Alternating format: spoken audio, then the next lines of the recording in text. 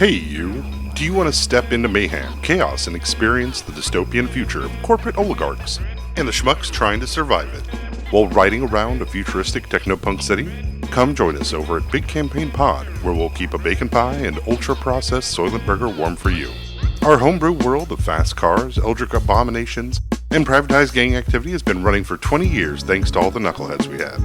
If you want to help us build this world and keep this story going, join us on our Discord or check out our website, bigcampaign.com, where you can listen to us or on any place you find your podcasts. Thanks. All right. Bye. Lords of Sin is a dark and brutal Dungeons & Dragons narrative play intended for adults and adults only. Specific content warnings can be found in the episode descriptions. Rise up, sinners.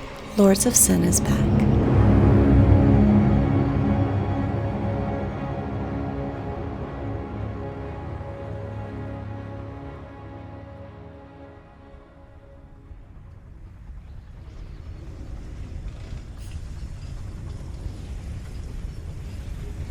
On board the Queen's Justice, one of the remaining airships of Hygale's fleet that was not destroyed during Zariel's assault.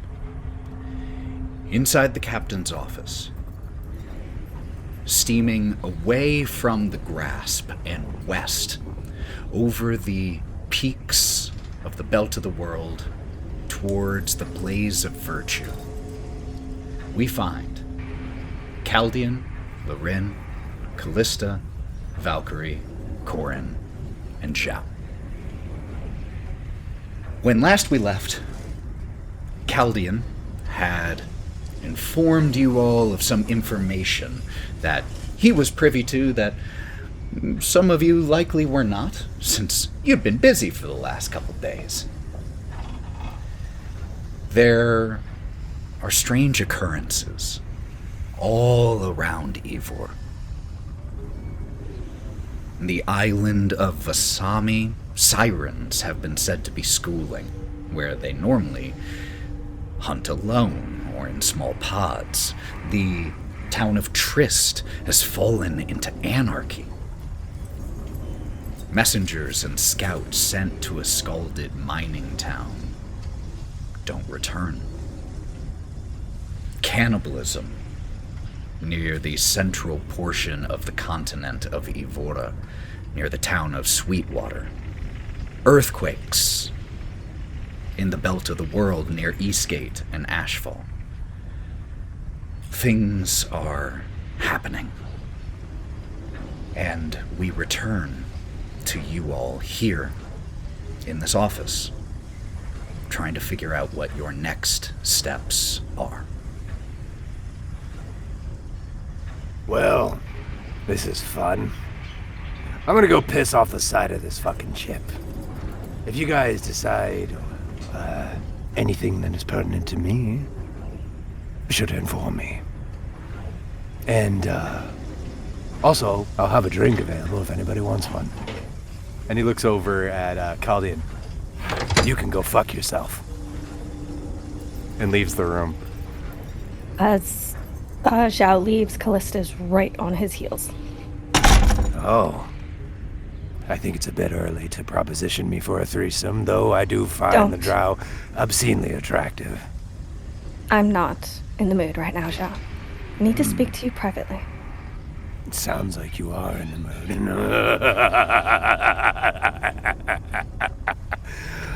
Fine. What, and then he heads up to the deck.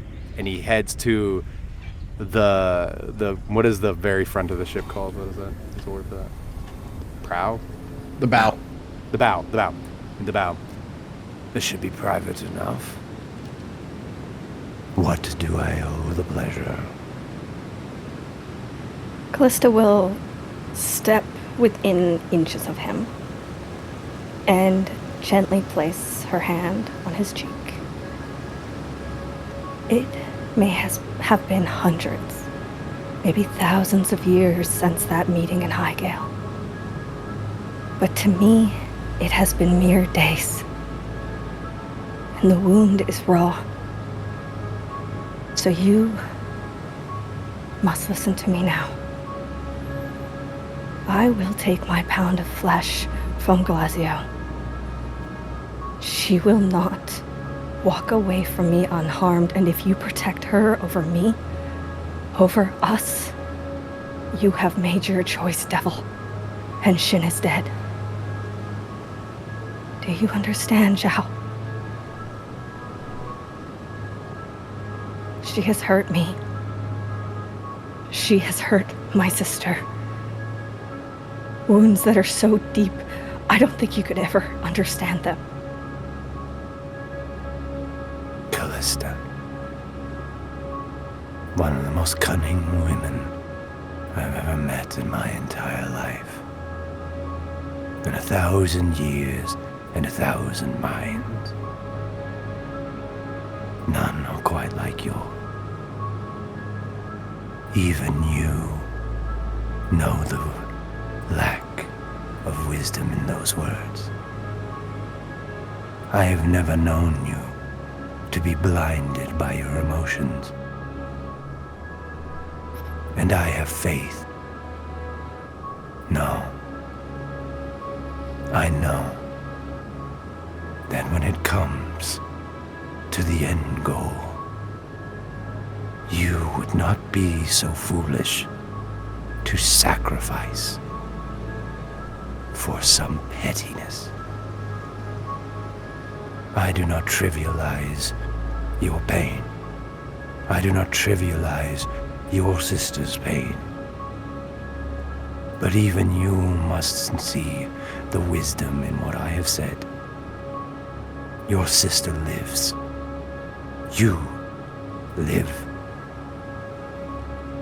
Glazio cannot do what cannot be healed with time. I guess Shin really is dead. And she's going to turn on her heel and walk away. I think the worst fate is that you know he is not. That will make her stop, just for a second. Half a breath before she continues to walk away. I plan to kill the gods. Kalista, Leovet. That is the piece of the puzzle that everyone here misses. I am not your enemy. I am not on the sides of devils. I will kill the gods. All of them. Including the devils. But I am not strong enough to do so yet.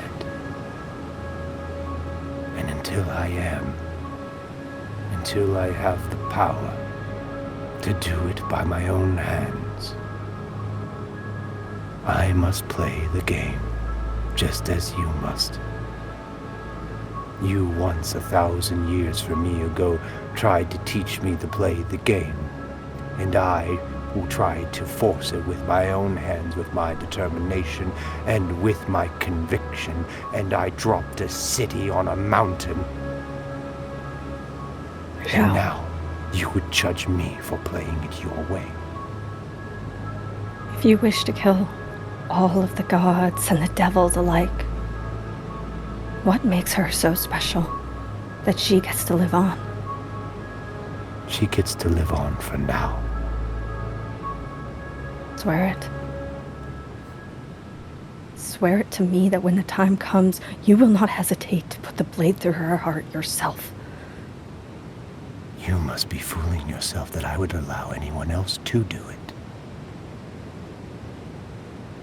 I swear, by the blood of my tribe, by the love we once had, and by the man who Shin used to be, I will drive any weapon available through all devils and all gods eventually. She doesn't say another word. She just finishes walking away, going back down to the office. The threesome's still on the table, though.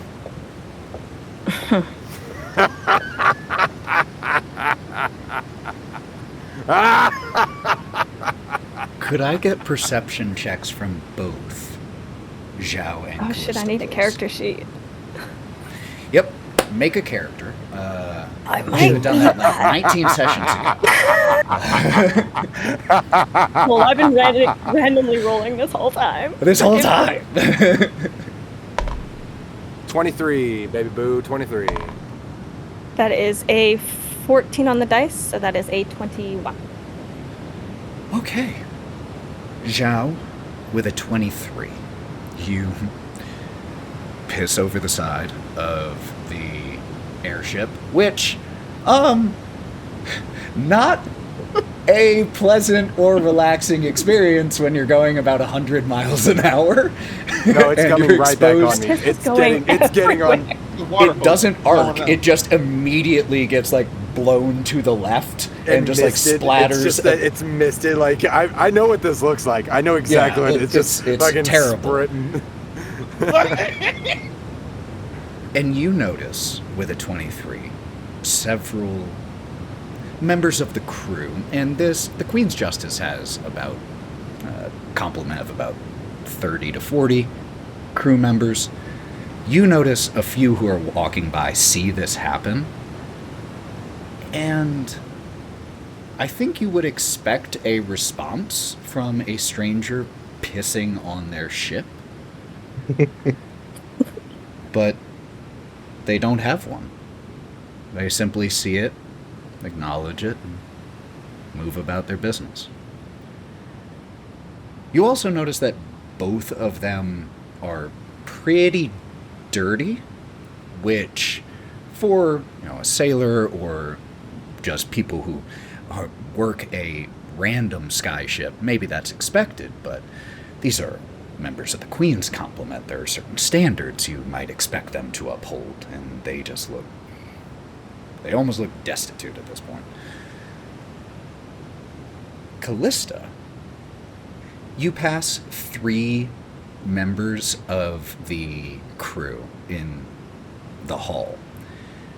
And when the first one of them does not give a small bow or a salute as you might expect for one of your station, as is customary, you think maybe they were simply in a hurry or didn't notice.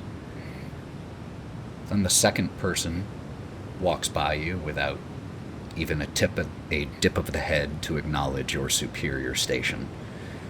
And the third bumps into you, literally, and just gives this off to, excuse me. So Kallista's mood is even more pissy when she walks through those doors, and she just turns to Kaldian. What sort of reject crew is manning this ship? Who are these men? I want to be clear. The second one, who did not dip her head, part of the crew of the Solstice. She is still asking this question. Okay, I just want to make, because I didn't specify that, so I just want to give you that info. Well, at this point, it is about half of your crew. Why did something happen? They're lacking the stature I'm used to. Apologies. I will have words with the captain. This is important business, and you are of an important station and should be treated as such. It is not me complaining about station or disrespect. It's to a level that is concerning. Like the influence of wrath on High Gale. These men are not themselves. So while they're having this conversation, Zhou has the crown of Zariel stuck to his head, and he spent a lot of wibbly-wobbly timey-wimey in the Hells. Do I sense an influence? Make me an Arcana or Religion check with advantage. Let me see which one of those is higher. Neither. That was a nat 1 on the first one, so that's a 0. For a 0. Come on, advantage! That's 7. That's 7. You don't sense an influence. However, you did notice that something was strange. Just that, what you would have expected to be true wasn't true, and that surprised you. So it caused you to just turn around after relieving yourself and just watch them for a little bit longer. I'm gonna walk up to one. Okay. You walk up to one who is currently, hustling between under or lower section entrance to lower section entrance, but has to cross the deck in the meantime, and it's just running. I grab their shoulder, spin them around to face me, and prison sniff the shit out of them. I'm the...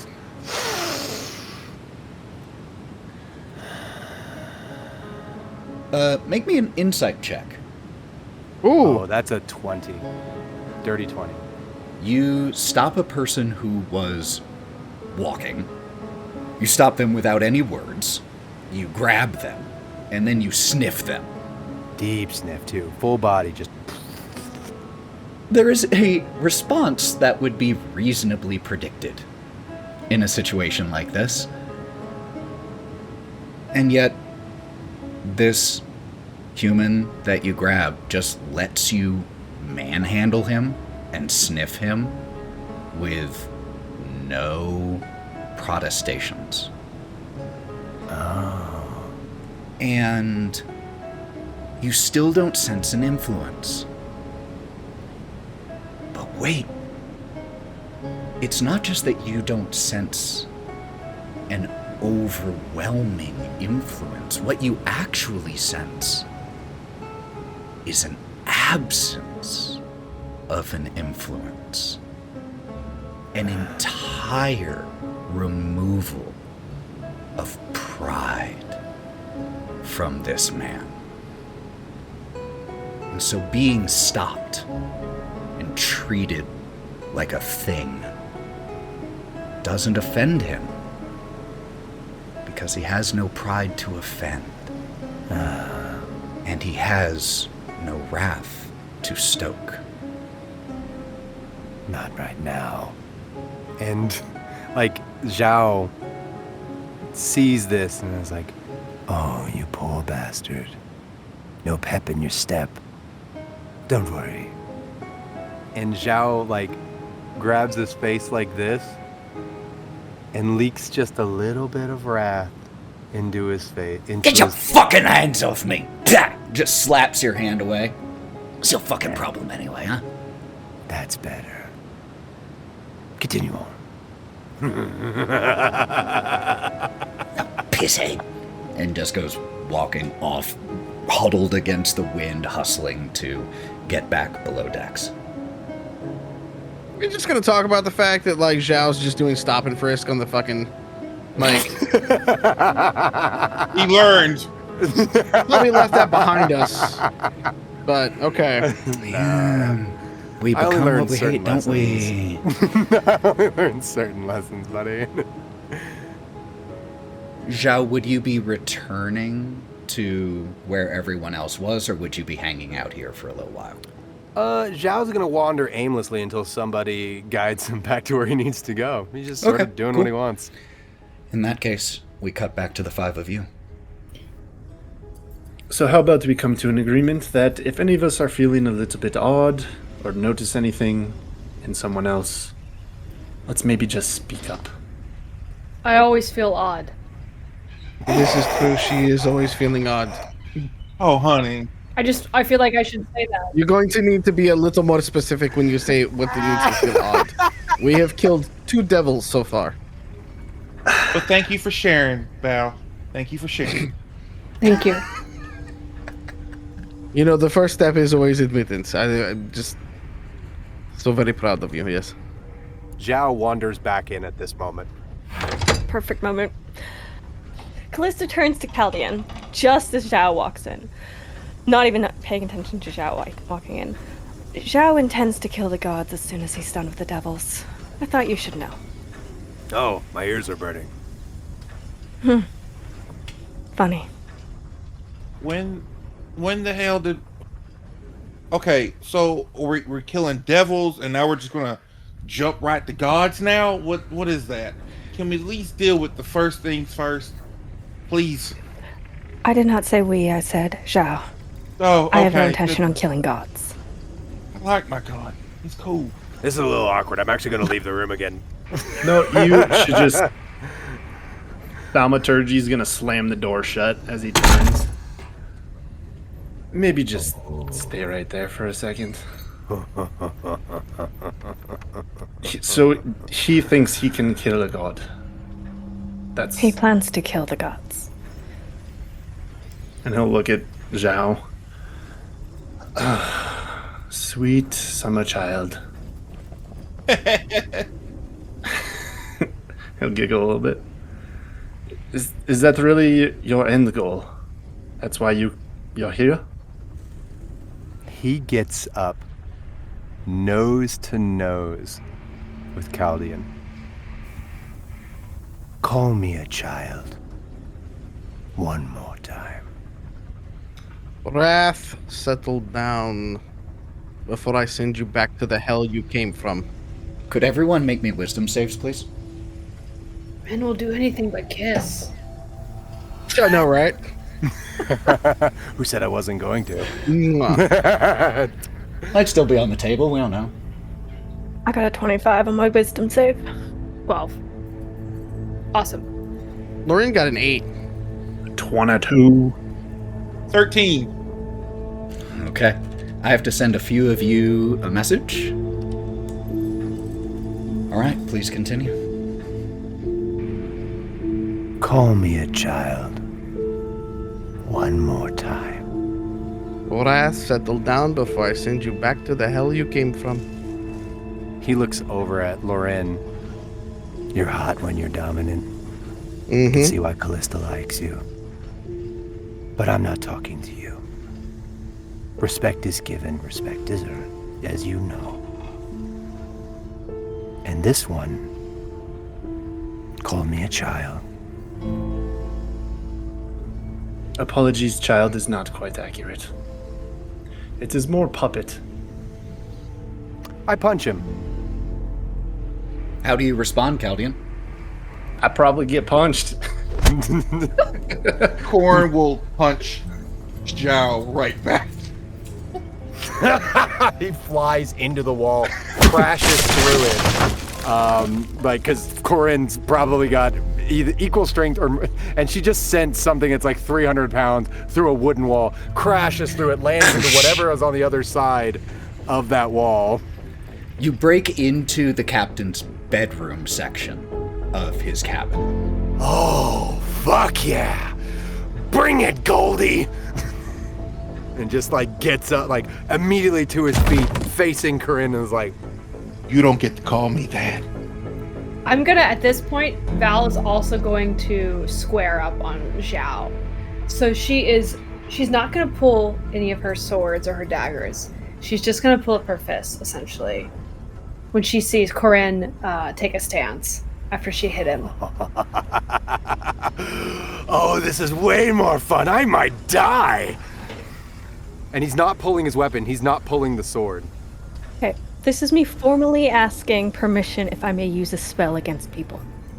I would need permission from Korrin, I'd need permission from Zhou, and Val. As long as Zhou has the crown of Zariel on his head, you have a blanket permission to aggro me as you see fit. Okay? I'm giving permission. I'm giving permission because I'm going to throw Val. Like, I already have Val. I'm fucking fastball special. I can rush you. I'm going to cast a 4th level hold person on all 3 of them. So I need wisdom saving throws from all 3. Jesus, ow. What the fuck? Okay. You see, you cast it on Zhou, and his face, because his eyes are solid metal, flicks to you and smirks, and then you just see him like, almost like it's water, resist it. Not fully person anymore. And then start like still is making his approach towards Val and Korrin. As Val and Korrin, you feel your muscles lock up.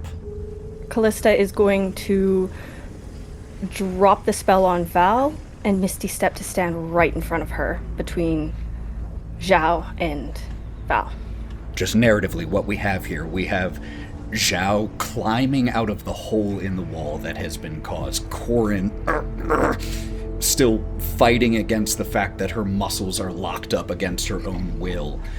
Valkerie, your muscles release and Kalista appears. So we have Kaldian still probably, holding his jaw, recovering from the punch, along with Val, Korrin, and Kalista on one side, Zhou on the other, and Lorwryn's just gonna walk over to the hole in the wall and just put her hand up to it and start mending as all the pieces start coming back together. And just looking at disgust at all of the fighting and things like that, like a mother.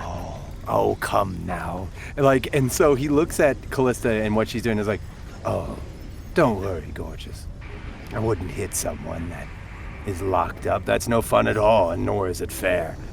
But then Hulk and Loki side punches Kaldian again.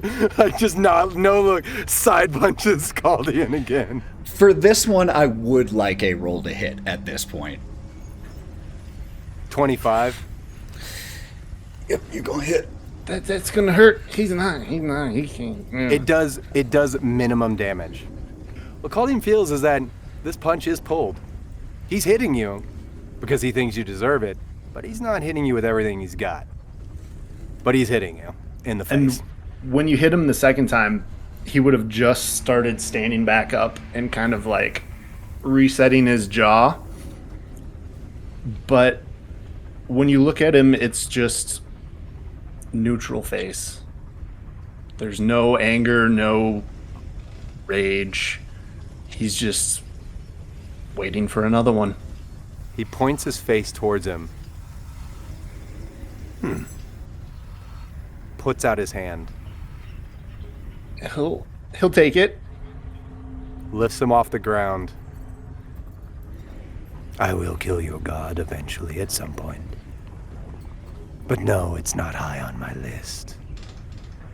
But a man who can stare me in the face, take 2 hits, and still get up, is a man, and that deserves respect. Call me a child again, though, and I will bury you. That amenable? I believe we have an accord. What is your name, man of God? Do you want the short one or the long one? I don't care, whichever one means the most to you. You can call me Kaldian. And what do I call you, devil? He narrows his eyes, or what used to be where his eyes were. I am no devil, and I am no man. And you would be polite to address me as such. My name is Zhou, and I will conquer heaven and hell. And now the scales are balanced. I think one thing needs to be addressed in this room. You have every reason to not trust me. I understand it, which is why I do not begrudge you this. But I am on neither the side of heaven or hell. I am here to kill devils. Ladria is a tactical move on my part. Because unfortunately, none of us are gods. We did not kill Zariel. Zariel is still alive. We killed the Avatar, a 10% of what she is. We have the hubris to think that we are strong because we killed an Avatar, but an Avatar is like killing a turtle in a foot race. If we want to end this problem permanently, we will need the power of gods. And the gods have not seen fit to intervene in our problems because the gods are either ignorant or impotent. Perhaps both. Hell. 1,000 years I've learned probably the only one willing to get her fucking hands dirty is Rolf! Outside with me now. Very well. Hot goth, mommy, but only because you're a hot goth, mommy, and no other reason. But to the rest of you, I am not against you. And we will make a lot more ground if you fucking learn that now! Val, Korrin. I am not the man you used to know 1,000 years, or however much time it's been, because the hells are really hard to know. But I am the man that stands before you now. You can either accept that, or you can get out. Or perhaps you're the one that should get out. Either way, I'm going to kill the devils on this plane. Whether with you or without you, Kalista, and the rest of you. Without another word, Lorwryn walks out.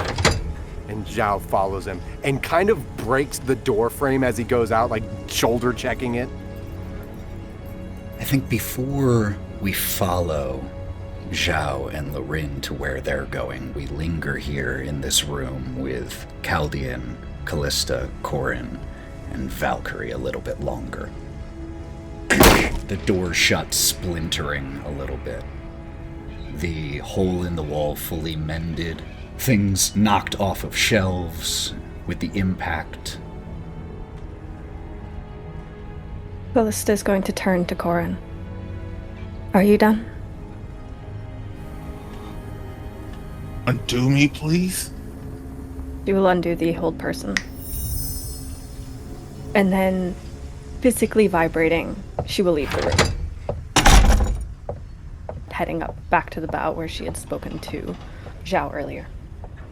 You're joining our conversation. No, if she sees you, she'll kind of turn away and give you privacy. Oh, okay, yeah, all right, good. Because that's where we're headed. She'll see you, turn on her heel, and go to the other side. Yeah. And what about the three who remain here now? Once Korrin has been released, you'll notice that the temperature of the room has changed, and it is a lot warmer than it was prior.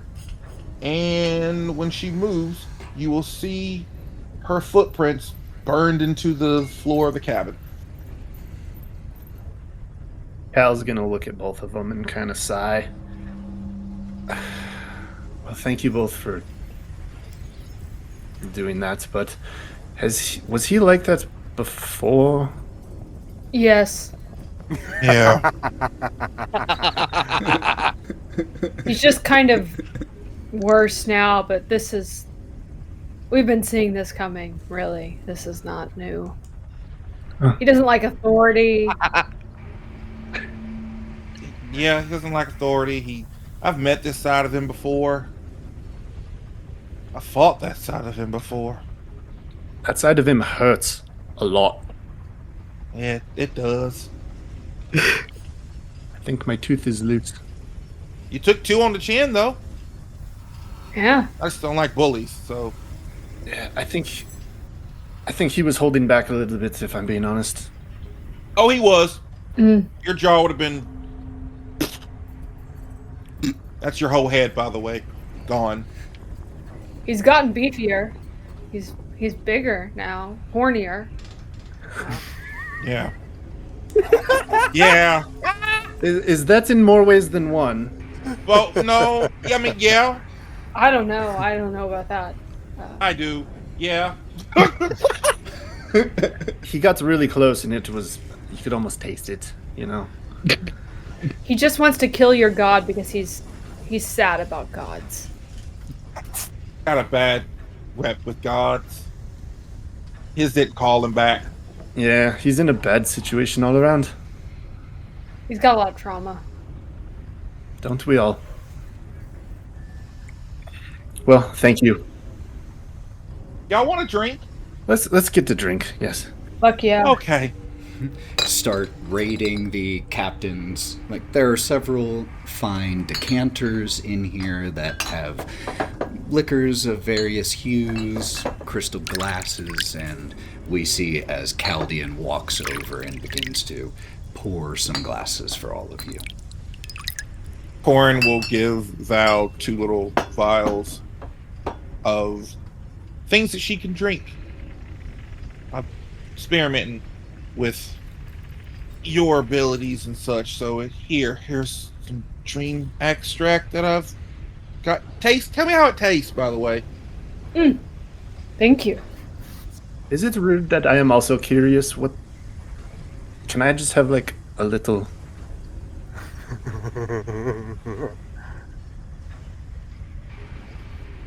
We follow Lorwryn and Zhou onto the very windy upper decks of the Queen's Justice.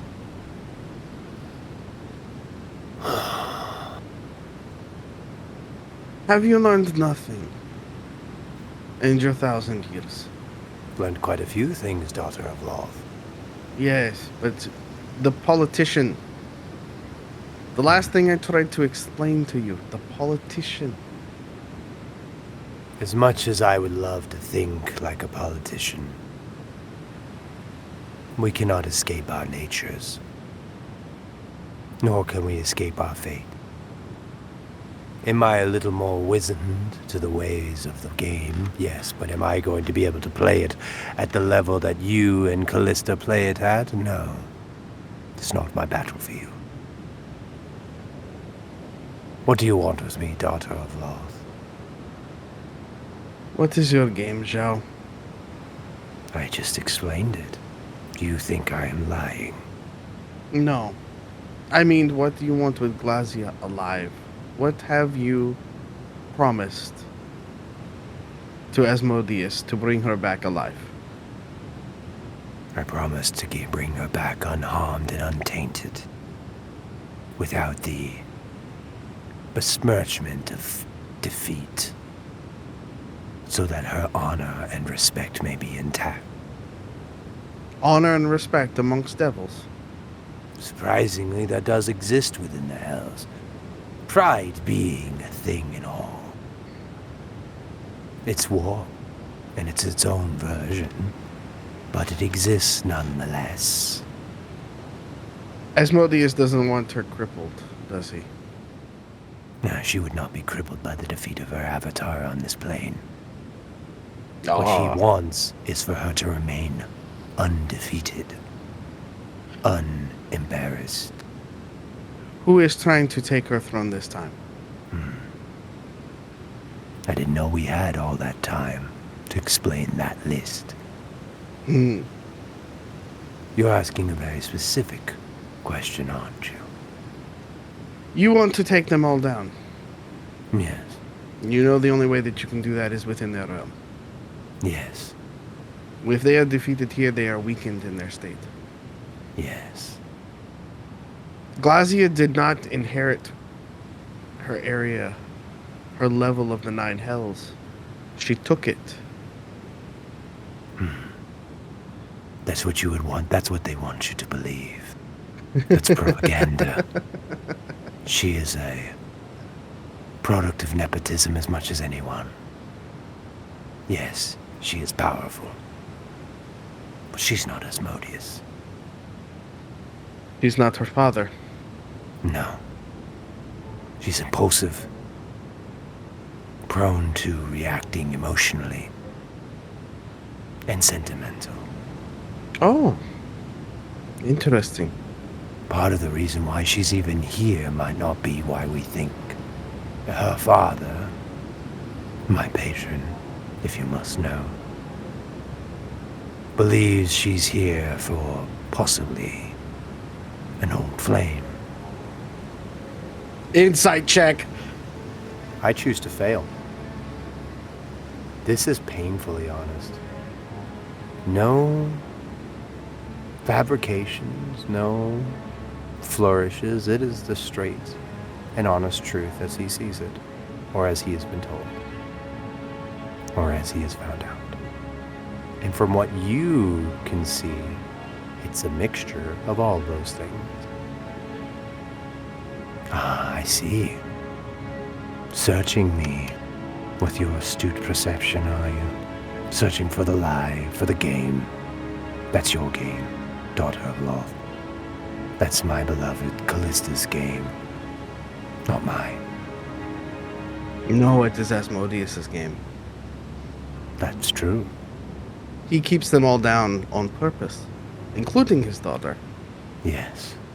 So why would Asmodeus want to keep his daughter from winning or from losing? Which, with our track record, most likely means a loss.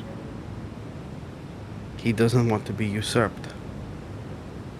Bingo. Any one of them could take his throne. Exactly.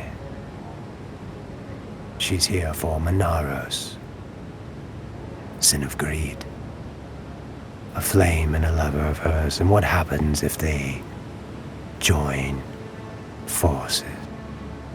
She ends up with a knife in her back and a broken heart again.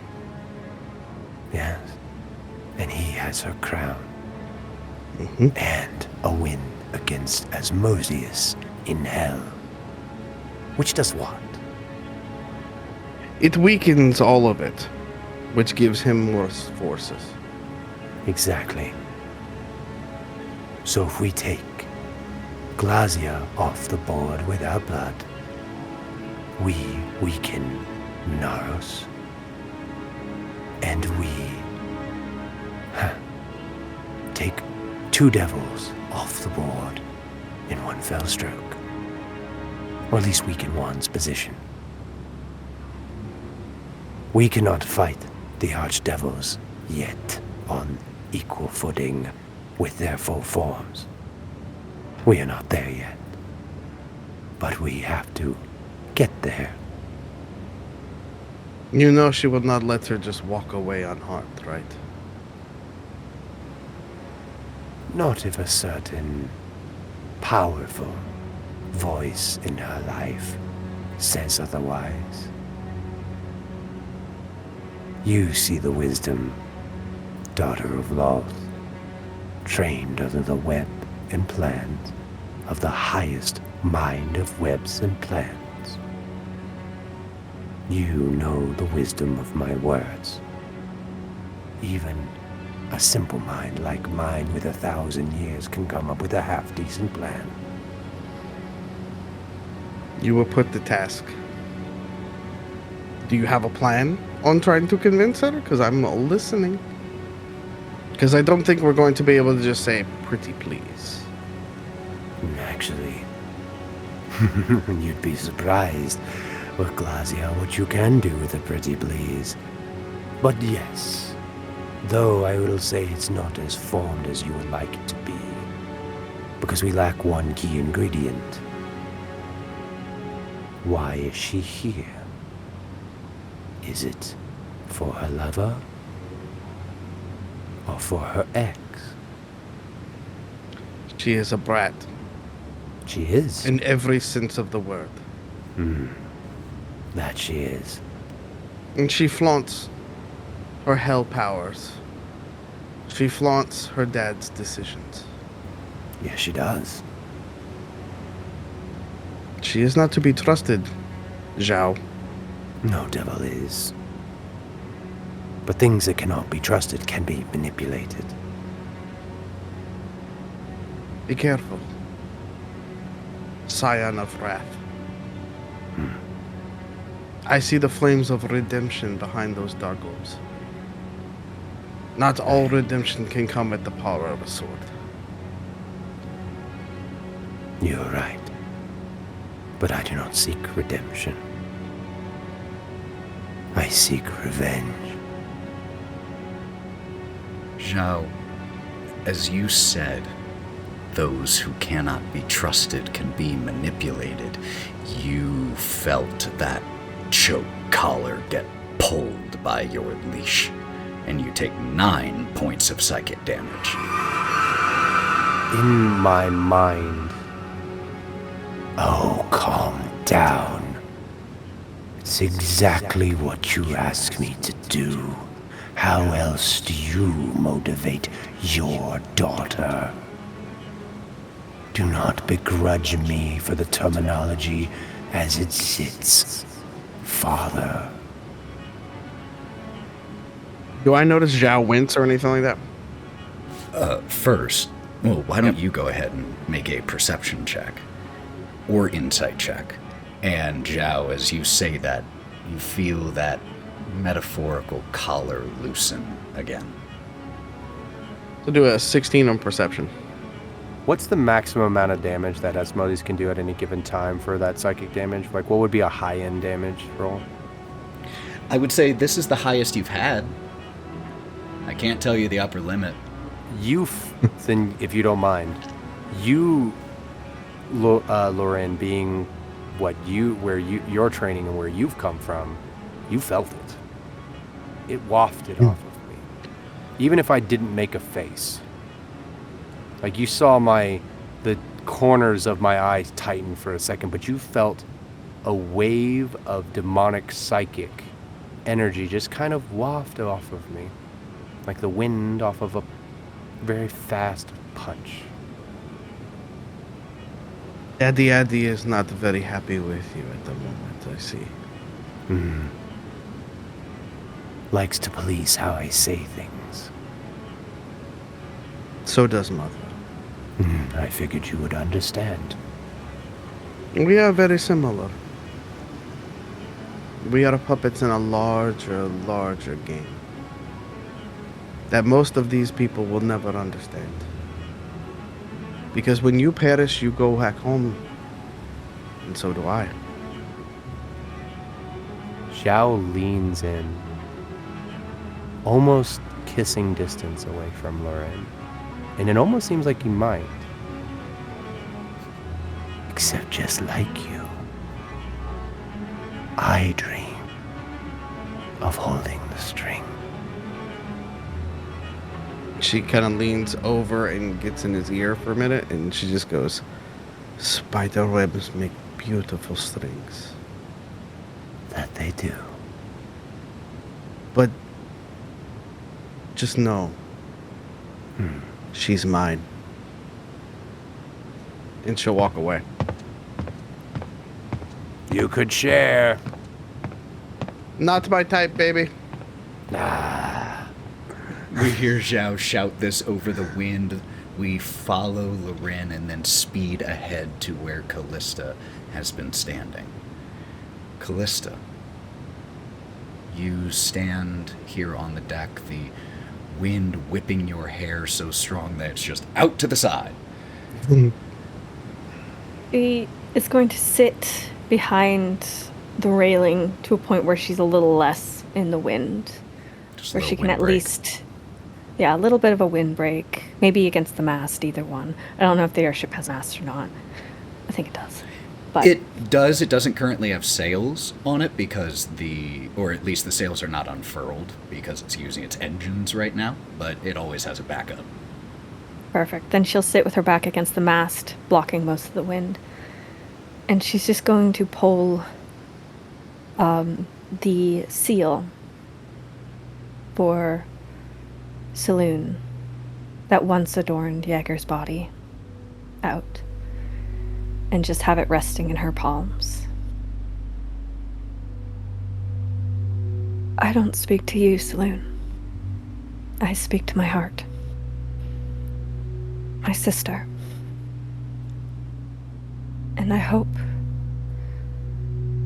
perhaps my whispers on this wind can be taken to her. Things are dire. Those I felt I could trust are strangers to me. The one I poured everything into has fallen.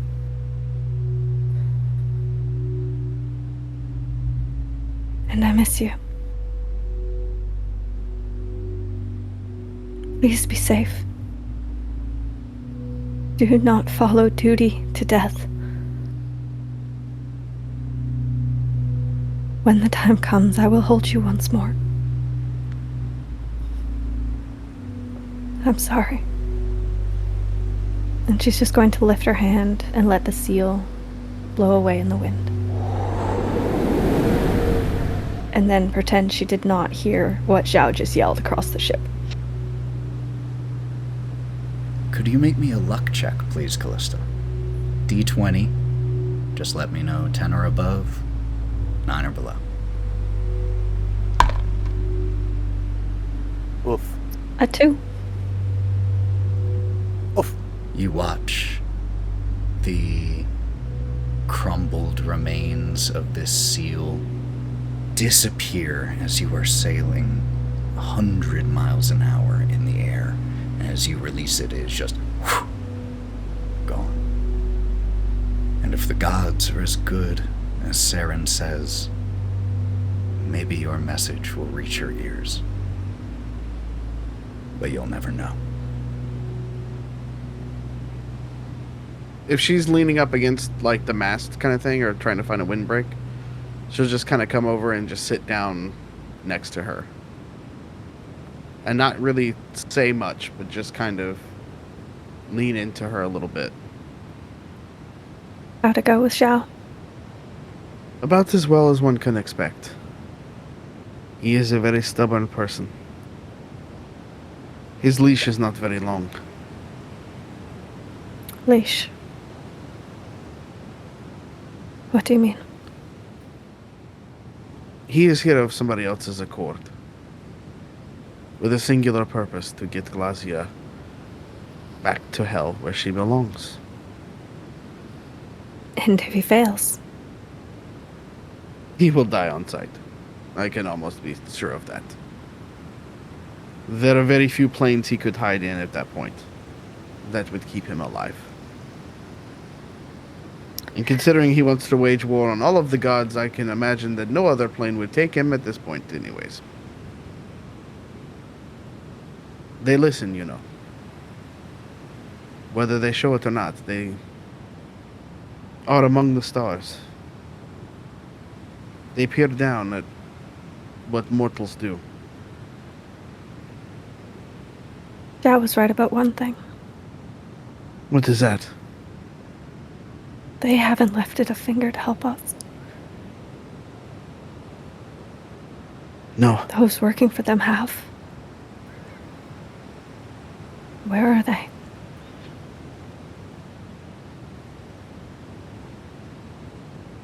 I do not know.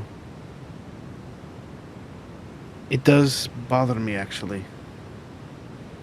I know I'm a child of Loth, but there has been no help. No holy water. Your sister has done everything she possibly could to keep us alive in high gale, and yet she was doing it on her own accord. So perhaps they are either not all good or not all knowing. I know it is called the demon webs, but it is not as bad as you think. As cold as Loth can be, she tends to do what no one else has ever done in my life except you. And that's give me a straight answer. While I don't always appreciate what I hear, at least I know it's the truth. Can you give me an answer then? Or a direction? Of course, my dear. I will give you anything you want. Do we follow Zhou's plan? And bring the daughter back to her father? Or do we risk Korrin and Zhou? I am so angry, and I want nothing more than vengeance. For her. For everything that she's lost. But is it worth the risk? What if we could bring your child back?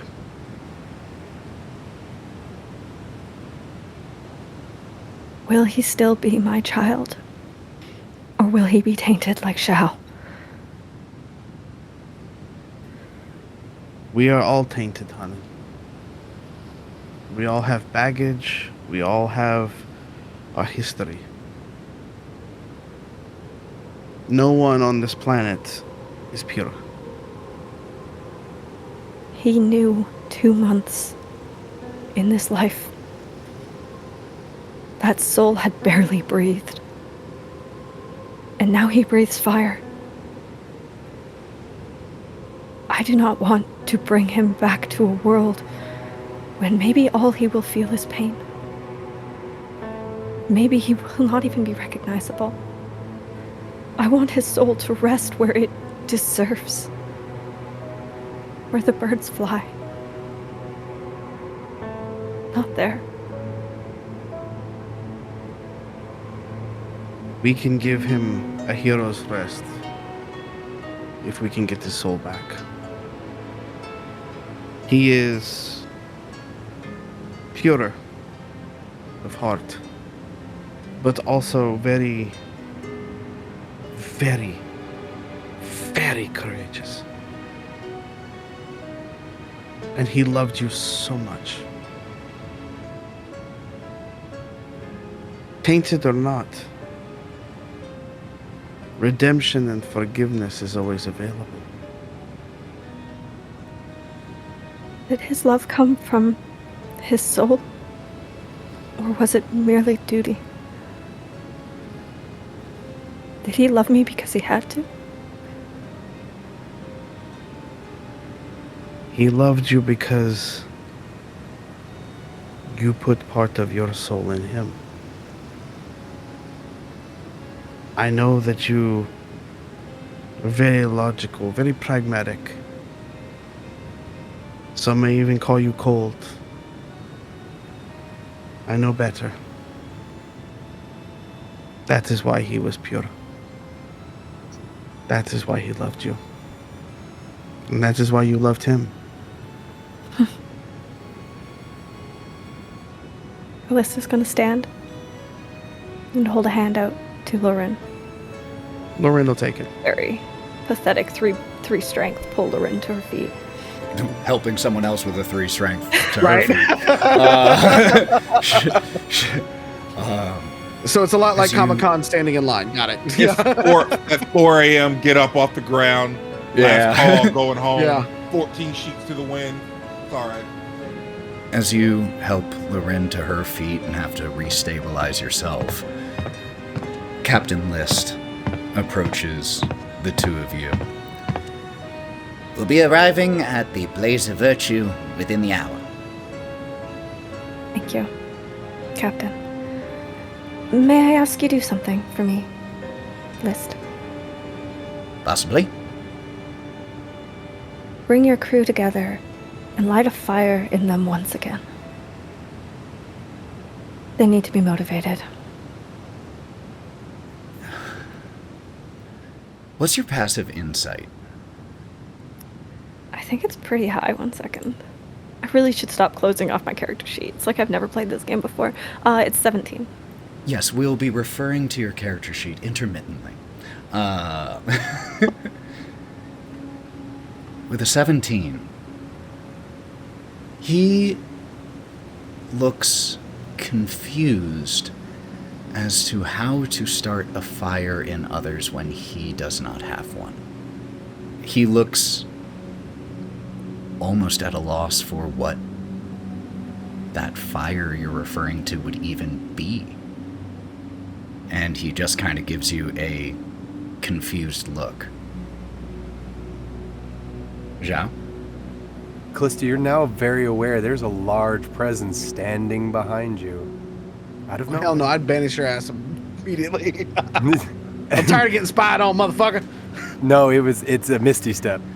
It's just a sudden demonic appearance. It's not the misty step she's familiar with. And just, I can help with that. And he steps out from behind you. And he grabs, it's the goblin's face, right? He's a goblin? Yeah, he is. Yeah. We fight devils, goblin.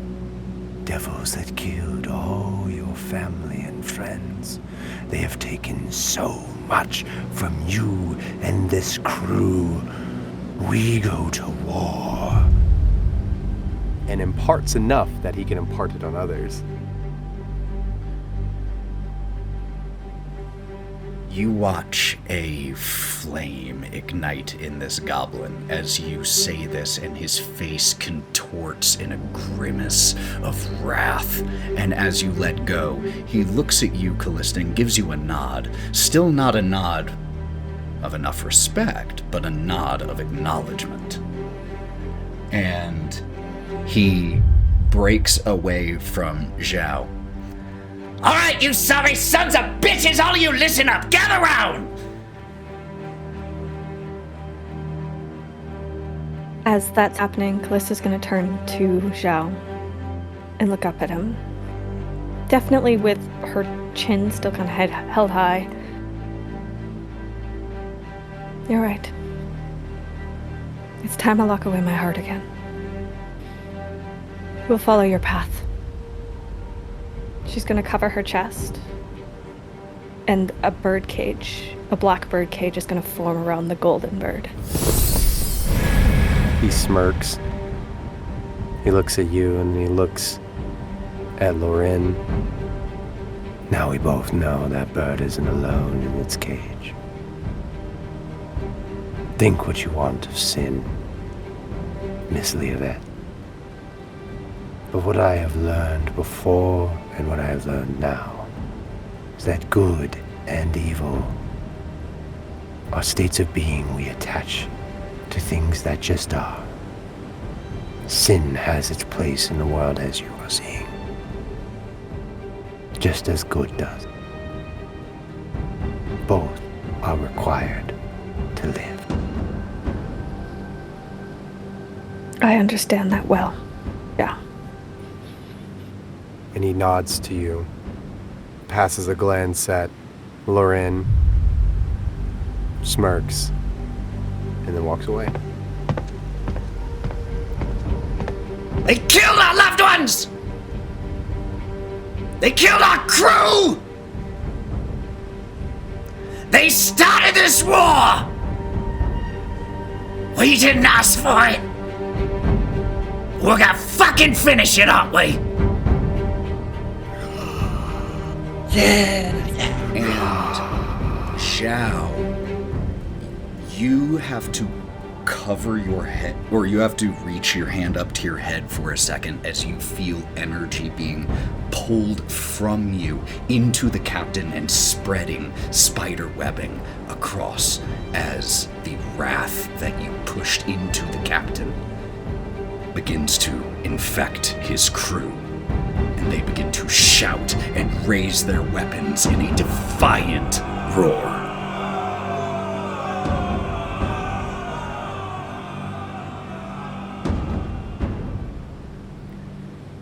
We see the Queen's Justice having lowered anchor on a lower relatively section of the Belt of the World compared to where you all have been for the last little while.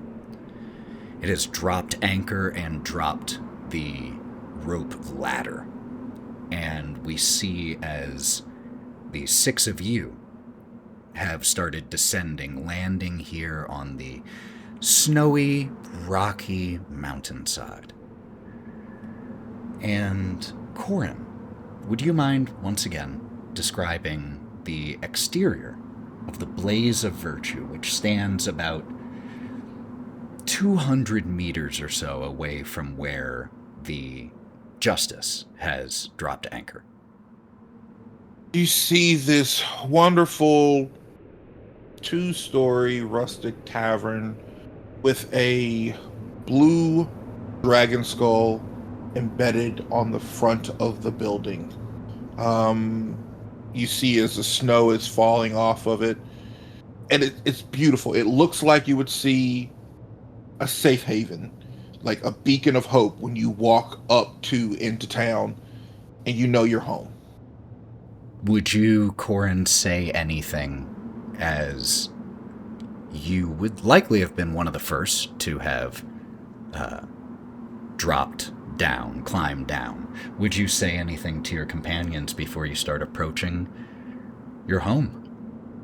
Can we... I know we're short on time.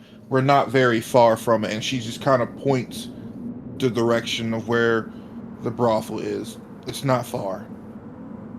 Do you mind if we go inside for a minute? That's all. Oh, by all means, go visit your loving husband, by the way. Attractive young little fellow that he is. I, on the other hand, will meet you. And he, faces his face the direction that she was pointing. So Zhou had previously asked you, where the brothels were. There are two closest. The farther of those is probably an hour or two ride on the Queen's Justice in Queensgate. But the very small mountain town of Makeshift is only a few miles from your tavern. That's part of why your tavern is here, is to provide people who are on their way there or heading deep, to Queensgate from other places have a place to stop. We do a lot of fundraisers with them. They're very nice girls over there. And guys. Of the two, which one's the bigger one? Are you asking for size or for actual quality? Because sometimes which quality's one has more a little money? bit more. Which one has more money? The smaller one. The smaller one, really? And he looks to Kalista. If you don't mind commanding your beautiful little ship to take me there, that would be most helpful. And I'll meet you all there after you've had family time, if you will. We land at the rest. The ship will not take off until we are ready to leave this town. You can walk, Shin. Zhou. Whoever you are. Well, and he rises into the air. Fuck you too. Why walk when I can fly? And flies off the direction of the town. I fucking hate this new form. He's like every, character from a story that I didn't fucking like. I heard that. Go fuck yourself. Listen. I plan to. Then you're doing the brothel all wrong if you're fucking yourself. He remembers do that at home. home. Women. Lorwryn, you with your elven ears hear so faintly. That sounds like king shaming. Get ready for lust, y'all. It's going to be an arc. We've been waiting for this one since we started. Korrin, what you would know, most of the establishments in Makeshift don't really need names because it's such a small town that it's just the tavern, the shop. The brothel, however, does have a name because, of course it does. They gotta have a flair. This one here is called the Cat and Chicken. That took me way too long to get, and I'm ashamed. What do you mean? Oh, really? Yeah, it's called Cat and Chicken. They're real nice people over there. I make sure they all get beds if they need them. We have health care here as well if anything were to happen. And a lot of the folks come here and work too. We also had a bake sale one time and helped them raise some money and get some new patrons in as well. As Zhou flies off and the rest of you start walking towards the Blaze of Virtue, all of you notice there is someone slumped up against one of the exterior walls right by the door. It's a goblin. Blitz? And he snaps awake where some snow had gathered on him, and he jumps up. Korrin, you're back! I've been waiting out here for you. Glad you're all right. Krieg's inside. Hope you don't mind. Cold was doing a number on his joints. Why are you outside? Waiting for you. Well, this place has been empty for a little while, and I figured, I knew you'd left, Granny told me, so I was just waiting to make sure that everyone was all right. So I was waiting for you again. I've been staying out here for about 16 hours, and then I head home, get a little warm, come back. Korrin's just gonna grab him by the head and just walk in. Come on inside. And you push inside with him. It didn't feel right for me to be inside while you weren't here. I figured, You sent Krieg Krieg in here. Oh, but he doesn't drink anything or eat anything, so I didn't think you're mine. That's fair. Good. And Krieg is literally just standing by the fireplace, tending it. Krieg, hey sweetie. Are y'all wanting food or anything like that? I can get you something real fast. You mind if I, you mind if I get a nap? I've been staying awake.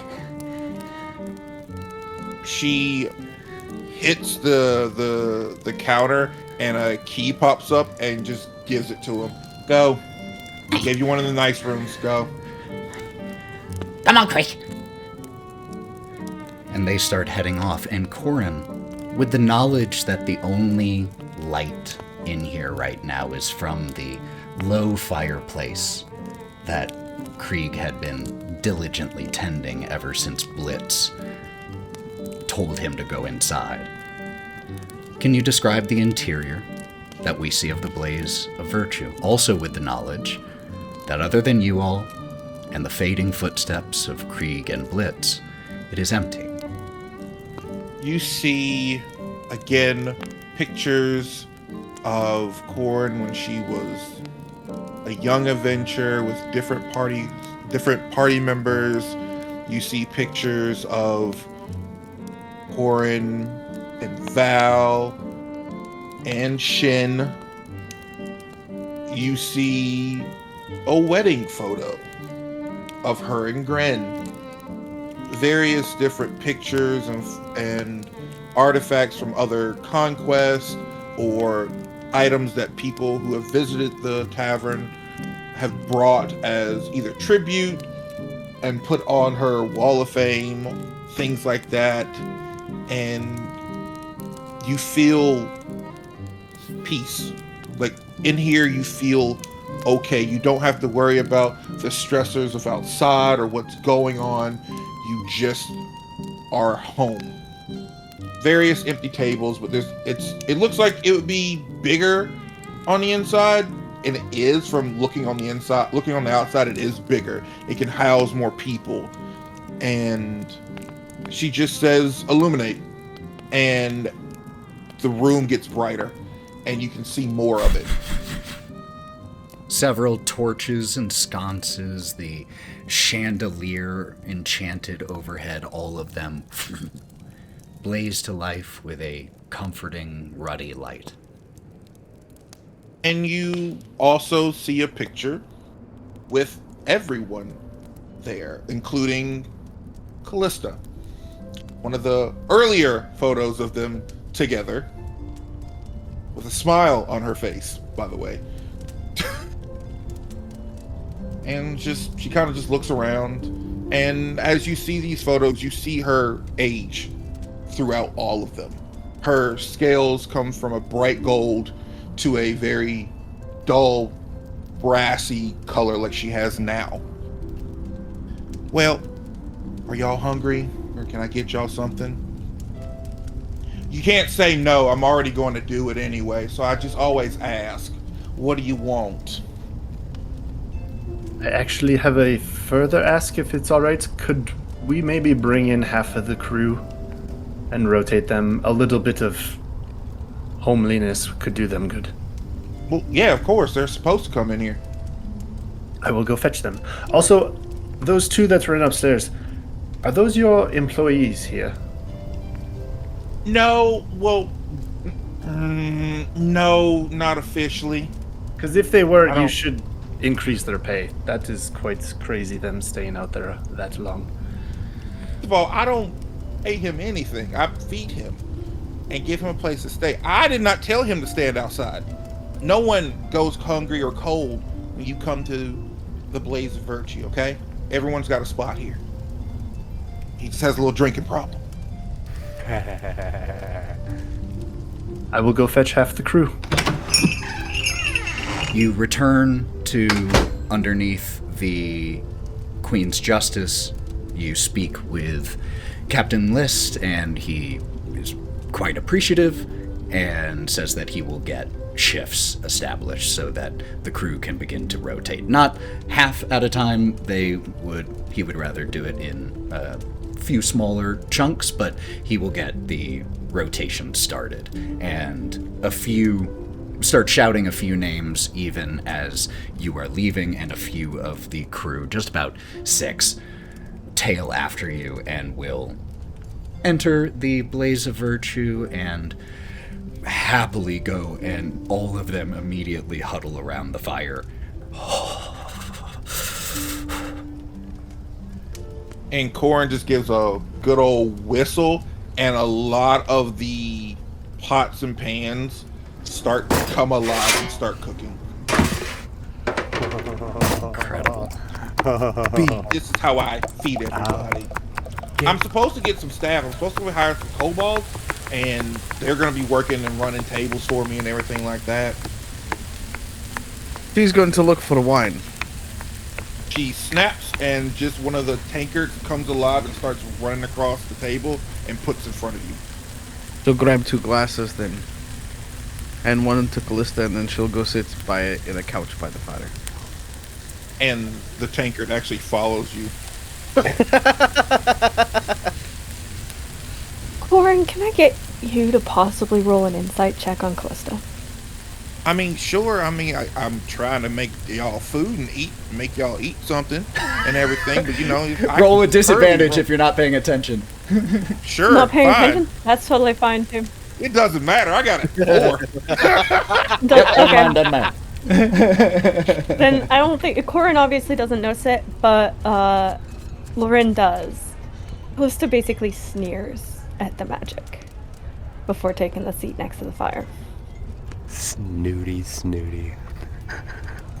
You all spend the next 10 or so minutes.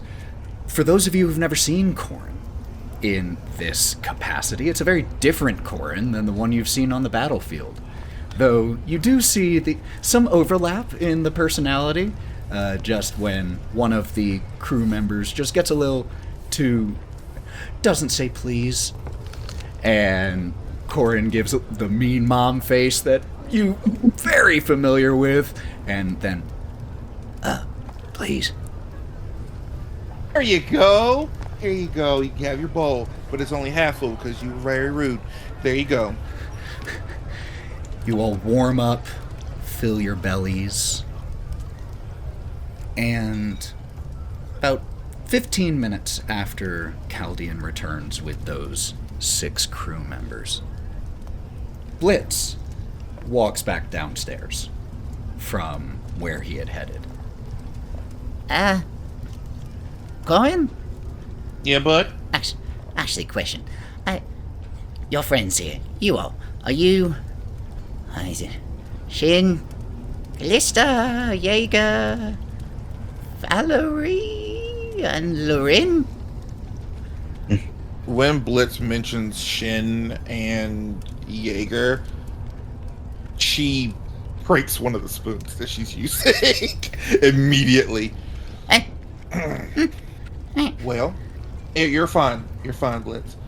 Well, Shin isn't here anymore.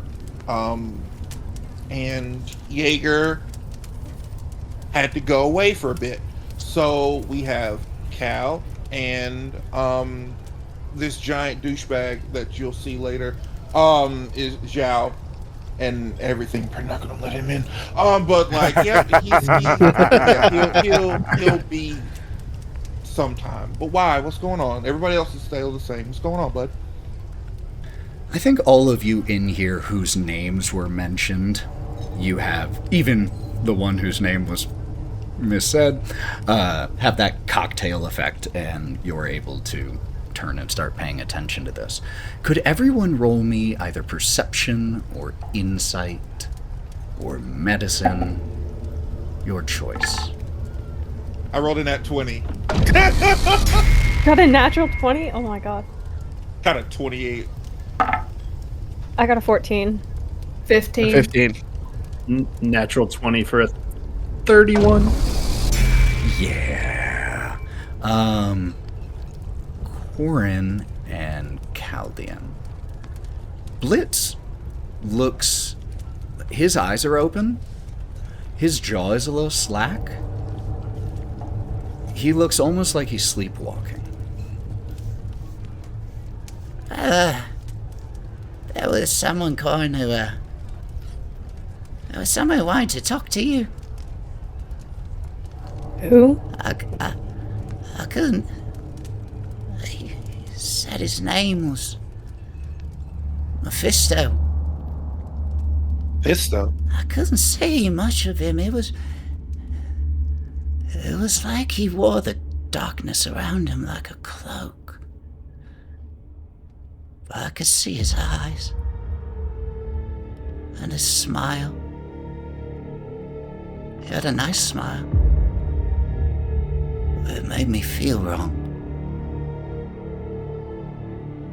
Where did you see him, Matt? In my dreams. You said you could see him in your dreams too.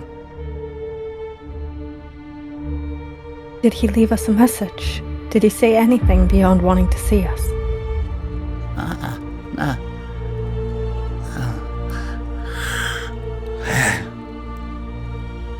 And he yawns and shakes his head a little. It was just a silly dream anyway. I'm sorry for bothering you. That's what happens when I don't get enough sleep. It's why I need my 10 hours a day. Sorry, Korrin. I just... forget it. It's alright. Just starts to walk off. Nothing, just... Mephisto.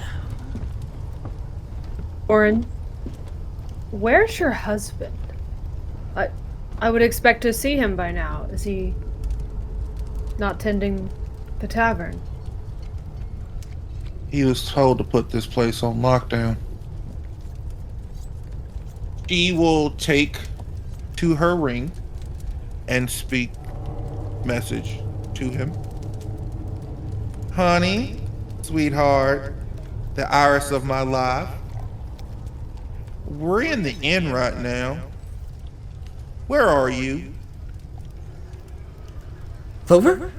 You're here? Hold on, I'll be right out! And about 5 seconds later, you hear a...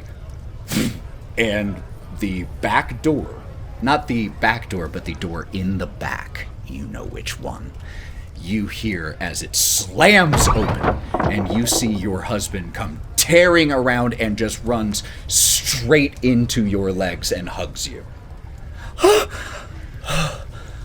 Oh, I never doubted you for a second, but I'm so glad you're home. Looks up at you. Everyone's all right. Don't worry, I locked it down like you said. Are you okay? What happened? Why the fuck was Blitz outside the building? And why the fuck was Krieg in here? We walked in here. I locked down from the entranceway in. Okay. Alright. Okay. I'm sorry. You're fine. No, it's been a did very I do it busy wrong? day. Who was Mephisto? Actually. Name rings a bell? Well, there's an archdevil by the name of Mephistopheles. Maybe him? Korrin's gonna look over to Lorwryn. Does that ring a bell? The 28 religion, very much so. And with a 28, you factually know that Mephisto is simply a nickname for those who don't want to say that many syllables. We called him Fisty. Wonderful. Wonderful. So, dear, I love my life, and she just picks him up, kisses him. She holds him in her arms, by the way. Listen. And he just embraces you. This isn't a humiliating thing. He's being picked up by the person he loves most. And he embraces you. Whoa. You've been fighting a lot, haven't you? You okay? Yeah, I died, but it's okay. I got brought back. Killing a lot of things. Well, as long as you got brought back, I guess it's fine. Yeah, we've killed 2 archdevils so far. And she kind of just lifts and points to the crown, the pride's crown that's just hanging on her belt. Honey, has anything been weird going on here lately in town than normal?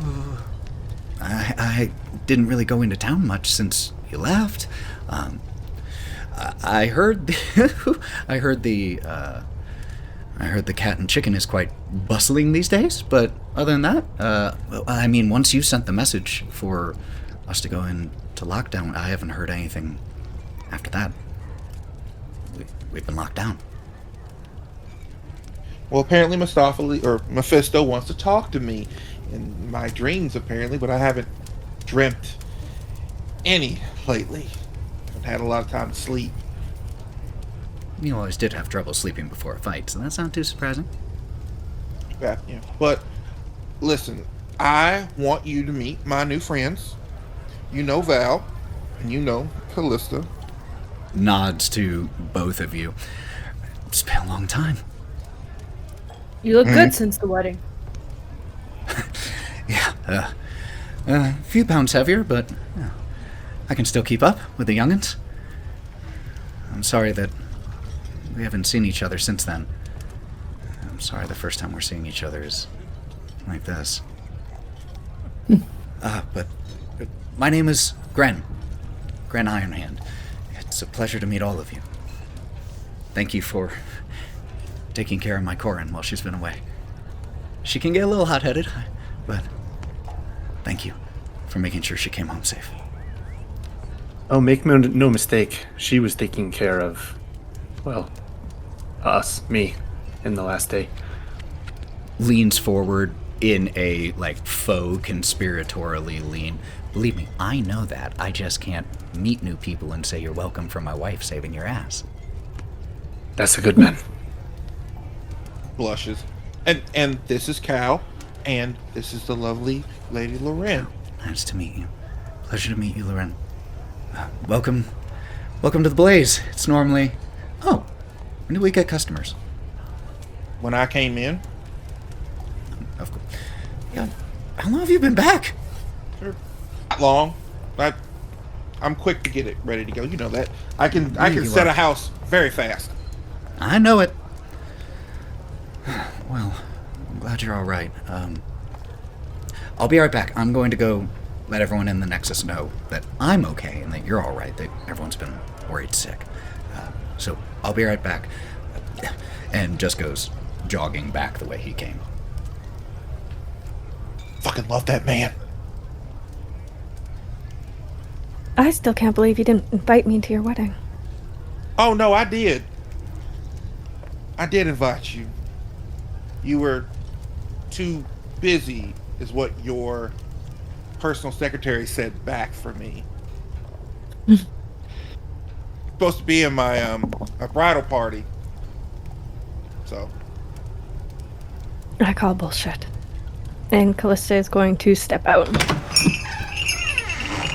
Bullshit. I actually did want her to be in there.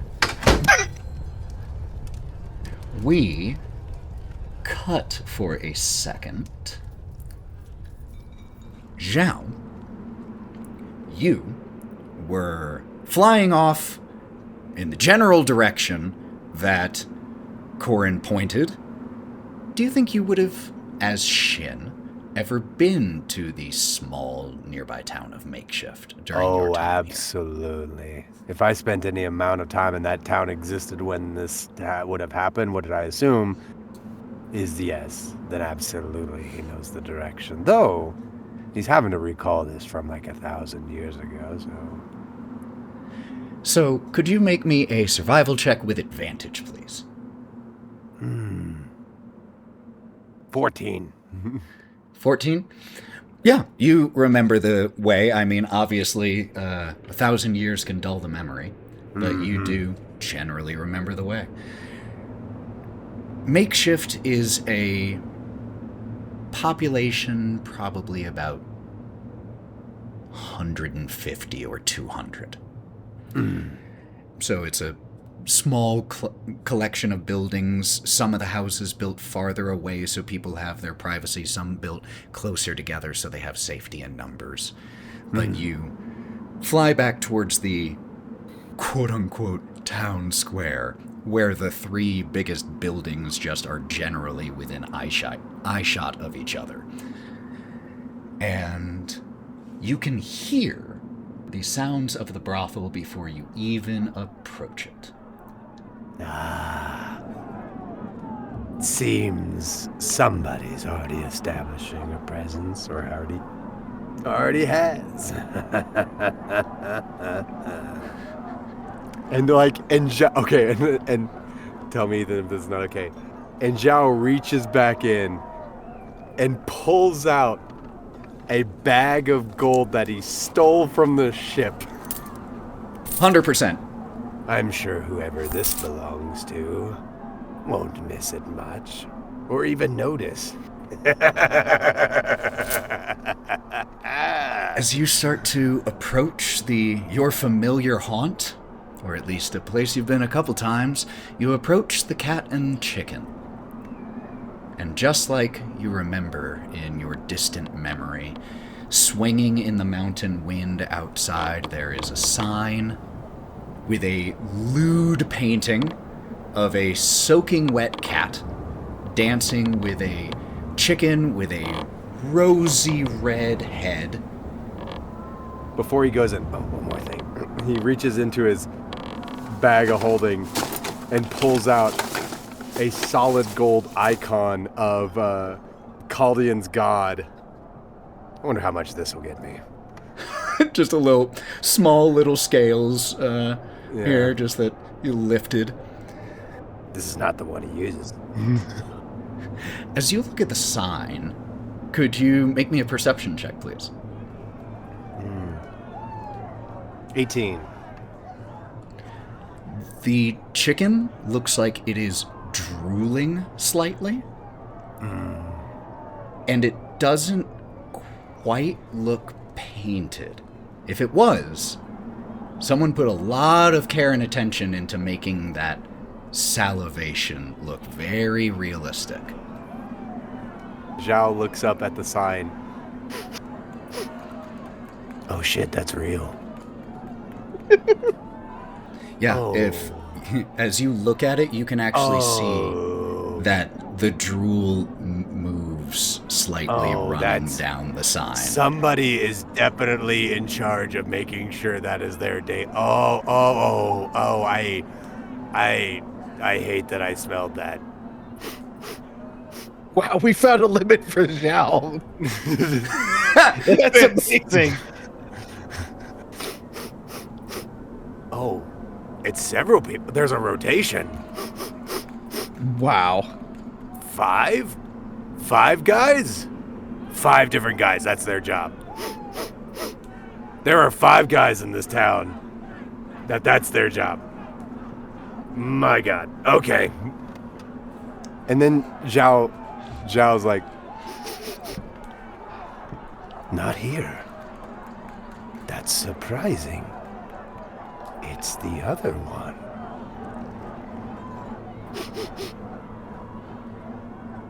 How interesting that it's not this one. It's not that there's not influence. This isn't where she's residing.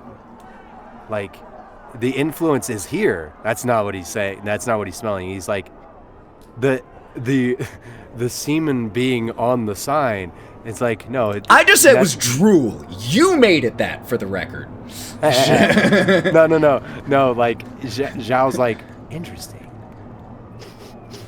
And he starts following the smell of a certain perfume. And he starts going down an offshoot alleyway. And he starts going around the building. And There's an unmarked door. Is this an unmarked door? Like, it's not the main entrance. Same building? Same building, the cat and chicken? Kind of an attached building. Okay. Yeah? Oh, this is where the real building is. This is where the weird shit happens. And he opens the door. You open the door, and you see a Goliath in the process of getting dressed. It's a Goliath you recognize. It's been a little while since you've been here, but not that long in reality. This is Maz. And he is in the process of buttoning his shirt and turns and sees you. Just a second. Room's occupied. And you see 3 bodies on the ground, covered in sweat, and they look partially emaciated. They are all conscious, and just in the afterglow of whatever Maz just did with them. And you see Shin, without a word, without even a hint of judgment, he lays hands on all 3 of them. If you're inclined to a round 2 or 3, can't say which one you're on. And restore some of their stamina to them. Do you do it for all 3 of them? All 3. As you're in the process of doing it, Maz watches you. Will cost you. You got coin? He flicks 5 gold coins in one beautiful hand motion from his monk days in a single string that lands onto, is there a counter close by? You are basically, this is kind of not a storage space, but mostly unused part of the establishment where there are just crates in here, smells of animal, like it partially sometimes serves the function of being a stable. So you could like toss it onto a crate here, absolutely. Yeah, and then just ting ting ting ting ting. Very uniform. Not insulting at all. Maz looks at it, starts to unbutton his shirt. I'll get you 20 minutes. And as you finish restoring the vitality of these individuals one by one, they look up at you, Zhou, with so much gratitude in their eyes and just burning, raging excitement as you restore their vitality. Ah! Yes! Round 2! Yes!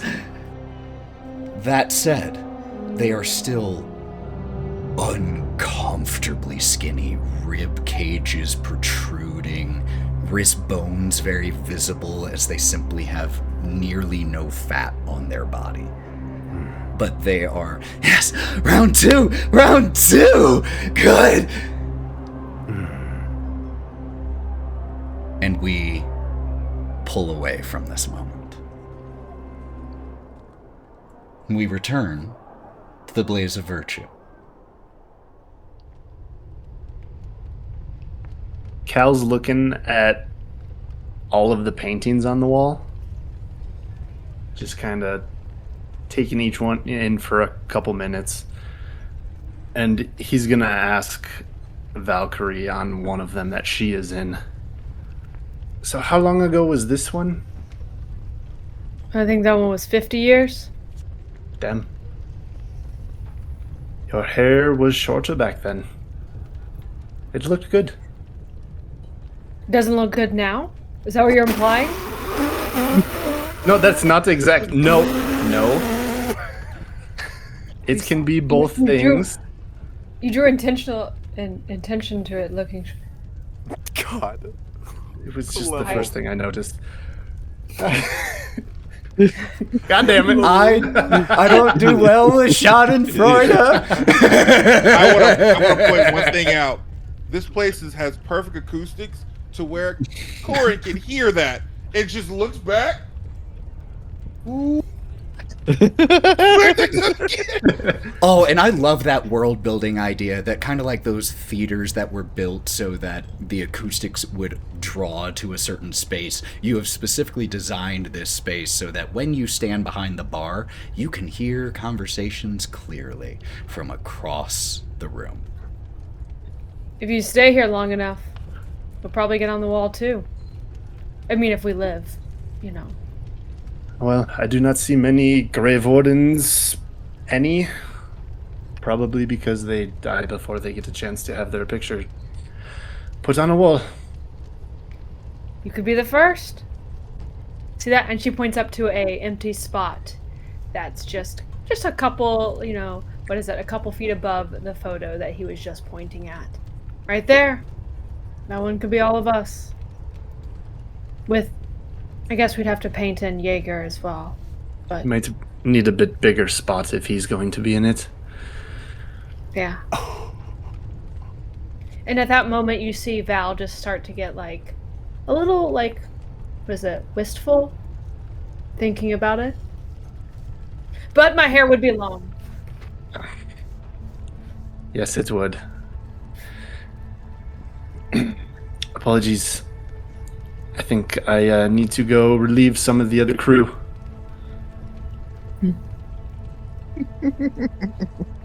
Till next time, Lady Valkerie. Thank you, Lord Kaldian. He'll walk out and go get the next rotation. I think in a very awkward moment that puts the lie to what you were saying, Kaldian, that as you're like, I need to go relieve the next crew, you see as the next shift walks in to the blaze to go get the first shift, because that's being organized up on the ship. That's not you. And so as you're like, I need to go get the other crew, and you start to walk away, they walk in. He'll pause for a second, keep walking out, and head out towards just the bottom of the ship where Jaeger's probably laying in the ground. As you head outside, I believe you would pass Kalista. Kalista is actually sitting on a shoulder plate of Jaeger's. She's taken him off of the ropes and pulled him a little bit to the side, best she could with her magic. And she's just sitting next to it, talking quietly, whether to herself or to Jaeger, it's hard to say, but when she hears footsteps, she silences herself immediately. And she'll just turn and look up at you. Apologies, Second Thread Warden. It was just getting a little warm in there. Would you like some company? Yes, I would. Should we go for a walk? And as she stands, whatever emotion was on her face falls, and her mask is back up. We have much to discuss on Highgale's current situation, do we not? We do, but I usually leave that talk for my cousin. I know it is natural for you to put your mask on, but I assure you it is not necessary. To you, maybe not. To me, I feel it is. As you wish. Come. It's been a while since we talked. And they're just going to discuss politics and basically current affairs of Highgale as they walk. And he'll fill her in on some of the more intricate details of what Elinar's arrest has been doing with the Sunwall. Kalista, I think as you start to walk away from the Queen's Justice, its silhouette and Jaeger's lost in the wind and snow after not too long, I think it feels nice to just talk about faraway things. To talk about strategies and politics and things that are familiar and comfortable. That's the world you're used to. This immediate action, this imminent threat. You're a planner. It's nice to be able to hear plans again. Lorwryn? Can I go get a room upstairs by myself? Yeah, you can. Excellent. Thank you, Korrin. Do you want like the honeymoon suite, or you just want a room by yourself? Just the room right now. There's Okay. the honeymoon just walked out the door. And she'll go upstairs and she'll open her pouch and set out a few things and as a ritual cast contact other plane. Oh, by the way, just to let you know, when you walk into one of these rooms, they are specifically designed for you. So whatever you'd like to make yourself feel at home, as soon as you open that door, it will turn into that. A lot of purple then, huh? A lot of purple. Whatever you decide. A lot of weird. It's the cosmetic elements that are there. So like the paint color, the trimmings, the curtains, like it all just, it's an illusory effect that this is enchanted with to be able to detect that automatically, and then you walk into a place that is suited to you, and you go through your backpack or go through your bag and then begin to contact other plane. I think we all know who you're contacting. I could be wrong. I don't know. Does she pick up? Well, for contact other plane, because this is to your mother, I'm going to give you advantage on this roll. Could you make me a intelligence saving throw, DC 15, please? Oh, you got a 16 on the first one. Okay. Yeah. We are already good. Yep. We are already good. So, you feel a connection. There it is. Hello, Mother. It is good to feel you again. Even on this other plane. Tell me, do I let her walk or do I kill her before she knows what happens? It is irrelevant. It is your bidding that I am doing. We hosted her once. We didn't trust her then. Can we trust either of them now? No, my daughter. This you know well. The only thing you can trust of them is that they will serve themselves when cornered. Do not trust them. When I was in the Valahim, I saw myself. Am I to have trusted you?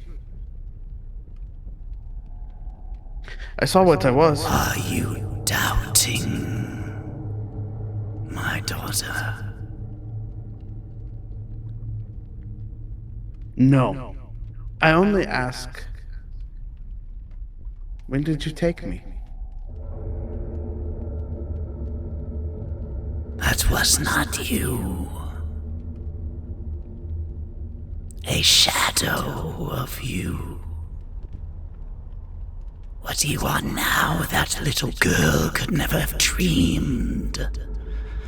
If you wish, I can return you to the poverty and powerlessness you would have had without me. Is that what you wish, my daughter? Say it now, and I will see it done. No. I am too far gone for that. We both know that. The things I have done for you, for lust, for lust of another, that ship sailed a long time ago. I am fully and openly your daughter. Forever at this point.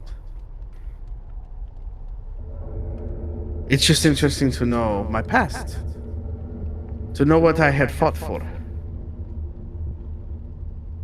I was her Dark Lily at one time, wasn't I? Your past is irrelevant. You are mine now, and you are mine tomorrow, and that is all that matters, yes. Forget these thoughts.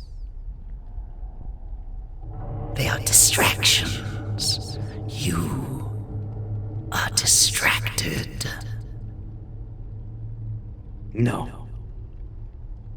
I know what I am. I know what I am meant to do. But I will do it with another. But I will carry out your plan. And I will carry out your will. Do it alone, do it with an army, just do what you're told. Indeed, Mother. Thank you, though, for telling me the truth. Always, my daughter. I would never lie to you. Now we both know that's untrue. Well, only for your own good, Lorwryn. Only for your own good. Indeed. Indeed. I will report back when the next one is taken care of. Answer me one last question. If I kill her, does she go to our home? If you slay her avatar, no. She will still remain in Beator. However, that fragment of her being will become trapped in my webs and will be ours to play with until she reclaims it. What about a mortal soul? If an archdevil kills them, they go to that level of hell. If I kill them, should it not go to the demon webs? You think above your station, my daughter. Do not forget where you sit. I sit at your right hand always. You sit at my feet. As beautiful as it is. And always. I love you, my daughter. I love you as well, Mother. I will report back soon. I will continue to feed you, so you may grow back and grow powerful, and lead us once again. You feel that presence depart, and find yourself back in this purple furnished room. She'll just kind of calmly collect everything else and sort of nod to herself, getting exactly what she wanted out of that conversation.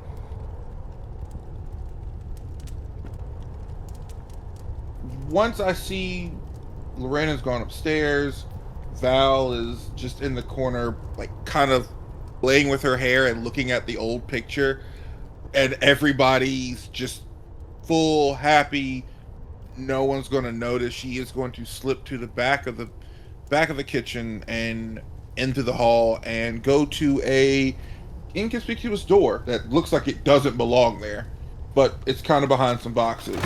Moves them, touches the door, opens it, and closes it, and you see a glow from underneath of the door, and she is transported to this beautiful Shangri-La, the Nexus Sanctum.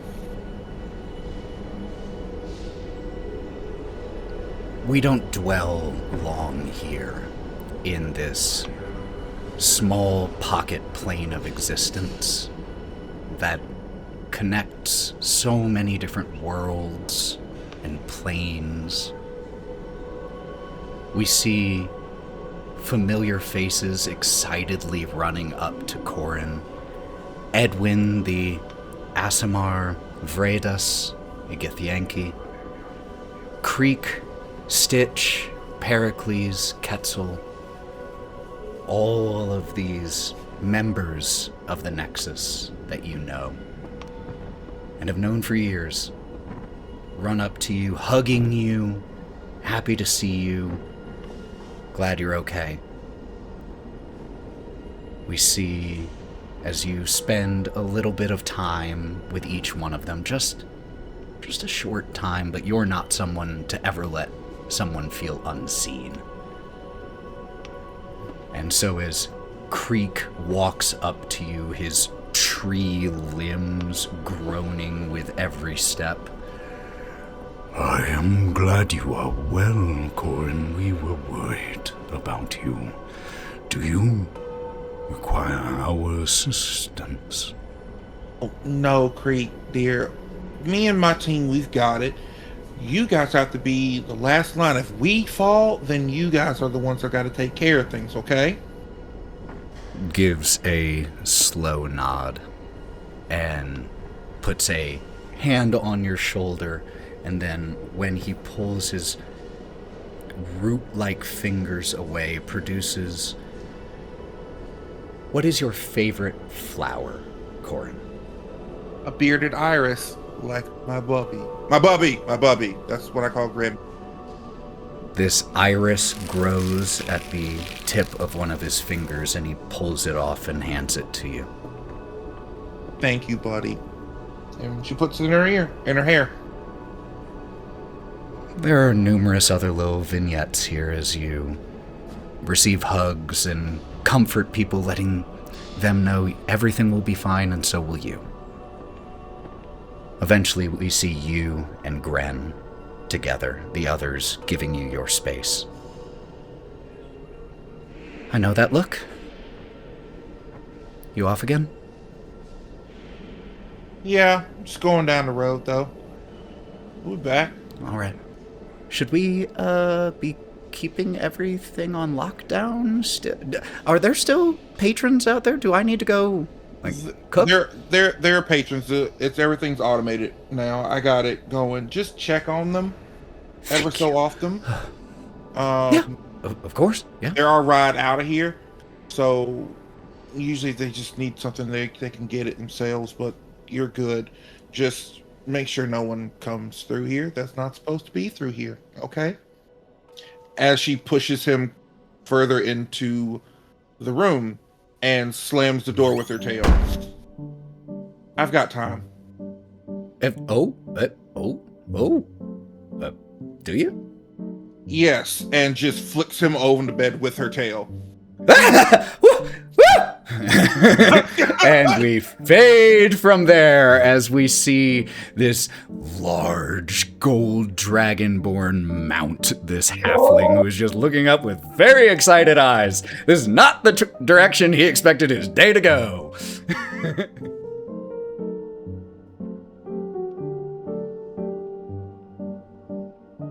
And we pick up with the five of you about 45 an hour later. The distant lights of Makeshift are just starting to become visible in the distance. We see you all snow-covered, trudging your way up this defined mountain path, all things considered, but it is still covered in snow. And eventually, you all stand outside of the Cat and Chicken Jesus, this place is busy. She doesn't react to the signage, to the name, to the patrons. She just walks in, stone-faced. Lorwryn will walk in too. I'll follow as well. Well, holy man, have you ever been into one of these places before? Many times, actually. But I'm going to do just a little bit of a perimeter check. Okay. You hear from within the main part. Ah!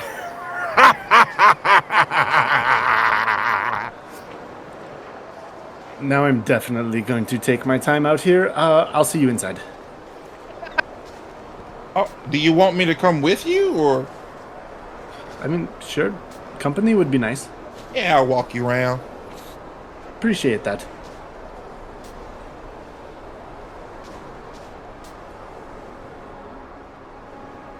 If you enjoyed this episode, please leave a review, a comment, and share with your friends. Want to support the podcast and get some behind-the-scenes content and some extra goodies? Check out Go Buff Yourself on Patreon.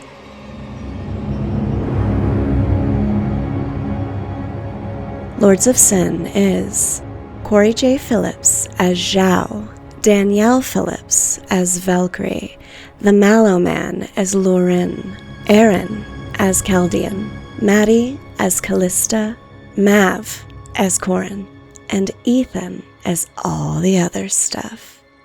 Sound design and editing also by Ethan.